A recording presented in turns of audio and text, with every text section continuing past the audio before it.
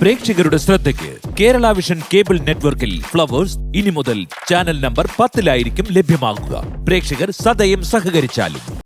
ഒരു ഷോപ്പ് നോക്കി വെച്ചിട്ടുണ്ട്. റെന്റ് കൂടുതലാണ്, അഡ്വാൻസ് കുഴപ്പമില്ല. കടയ്ക്കകത്ത് നല്ല പണി ചെയ്യേണ്ടി വരും. നല്ലതാണെങ്കിൽ അച്ഛനെ കൊണ്ടേ കാണിക്കും. വരട്ടെ ചേച്ചി, ഒന്ന് കൺഫേം ആവട്ടെ. ആ നിനക്ക് കാശ് എപ്പോൾ വേണമെന്ന് പറഞ്ഞാൽ മതി. എത്രയും പെട്ടെന്ന് കട നോക്കണം. പിന്നെ കയറേണ്ട ഒരു തീയതി നിശ്ചയിക്കണം നമുക്ക് കേട്ടാ. ഓ, എല്ലാവരും കൂടി ഇരുന്ന് ഭയങ്കര ചർച്ചയാണല്ലോ. അമ്മയാന്നും പറഞ്ഞോണ്ടേ ഒരുത്തി അകത്ത് കിടപ്പുണ്ട്. എന്നോട് ആരും ഇതുവരെ അഭിപ്രായം ചോദിച്ചില്ല. ഞാനിട്ടൊന്നും അറിഞ്ഞതുമില്ല. ഇപ്പോൾ പറഞ്ഞല്ലോ അതുപോലെ. ആ, എന്നോടേ ഇനി എന്തെങ്കിലും ചോദിച്ചോണ്ട് വരും. അപ്പം ഞാൻ അതിന് മറുപടി പറയാം കേട്ടോ. ആ അച്ഛാ, അച്ഛൻ ഈയിടെയായിട്ട് ഭയങ്കര ദേഷ്യമാണോ? അല്ല, അമ്മ എന്തെങ്കിലും പറഞ്ഞ അച്ഛൻ ആ അമ്മയുടെ അടുത്ത് ഇങ്ങനെ ഭയങ്കര ബഹളം വെക്കാറുണ്ട്, പ്രശ്നം ഉണ്ടാക്കാറുണ്ടെന്നൊക്കെ അമ്മ പറഞ്ഞു. അത് ശരി, നീ എന്നെക്കുറിച്ച് അനാവശ്യമെല്ലാം പറഞ്ഞോണ്ടൊക്കെ അല്ലേടി? പിന്നെ എനിക്ക് അതല്ലേ പണി.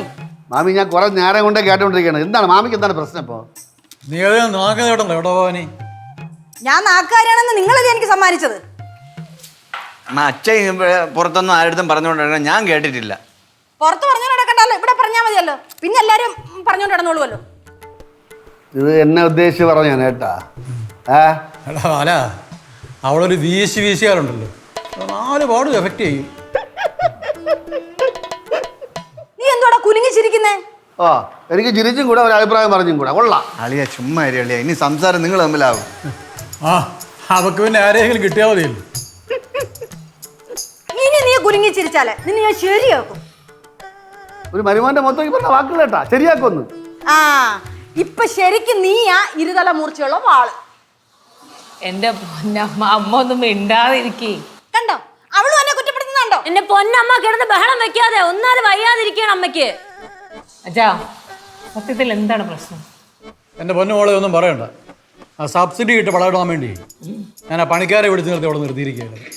അപ്പോൾ എവിടെ വന്ന് പറയുന്നു, ചോനടത്തലേന്ന് എന്നെ എവിടെയും കൂടെ അങ്ങോട്ട് വിളിച്ചിരിക്കുന്നു, ഉടനെ ചെല്ലണമെന്ന്. ഞാൻ പറഞ്ഞു 2 ദിവസം കൂടെ കഴിയട്ടെന്ന്. നമുക്ക് ഇന്നലെ പോകണം. എന്തോ പറഞ്ഞിട്ടും കേൾക്കുന്നില്ല. ഒരേ വാശി. ഓക്കെ, എന്നെ അങ്ങോട്ട് കൊണ്ടുപോകുന്നതിൽ വേറെ എന്തോ ഉദ്ദേശം ഉണ്ടെന്ന് എനിക്ക് തോന്നുന്നത്. ആണോ അമ്മ? എന്തോ ഉദ്ദേശമുണ്ട്. ഓ, അതാണോ? അതിന്റെ കാര്യം എനിക്കറിയാം. ആ ഗൾഫിലുള്ള വല്യമ്മ ഉണ്ടല്ലോ, ആ പുള്ളിക്കാരി അവിടെ ഉണ്ട് വീട്ടില്. പുള്ളിക്കാരി പറഞ്ഞിട്ടാണ് അച്ഛനെ കൊണ്ട് ചെല്ലാൻ പറഞ്ഞത്. നീ മിണ്ടരുത്. എന്തോ വിളിയാടിയത്? ബോഡി അത് ഞാൻ എങ്ങോട്ടാന്ന് വെച്ചാ പൊക്കോളാം, നിങ്ങളും എങ്ങോട്ടാന്ന് വെച്ചാ പൊക്കോണം. പക്ഷെ ഒരു കാര്യം ഞാൻ പറഞ്ഞേക്കാം, നിങ്ങൾ ഇനി ചോനറത്തല വരാതെ ഞാൻ ഇനി പടവലത്തോട്ട് വരുന്ന പ്രശ്നമില്ല. ഇതേ നിങ്ങളുടെ ഭാര്യ ഭവാനി അല്ല പറയുന്നത്, ചോനറത്തല ഭവാനിയാ പറയുന്നത് കേട്ടോ.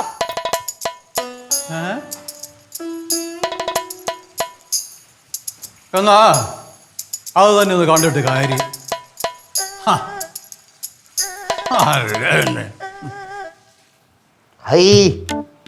തലയെടുപ്പ് കണ്ട രണ്ടുപേരെയും 6 ഇഞ്ച് വിട്ടു കൊടുക്കണ്ട, ഇങ്ങനെ ഇരിക്കണം.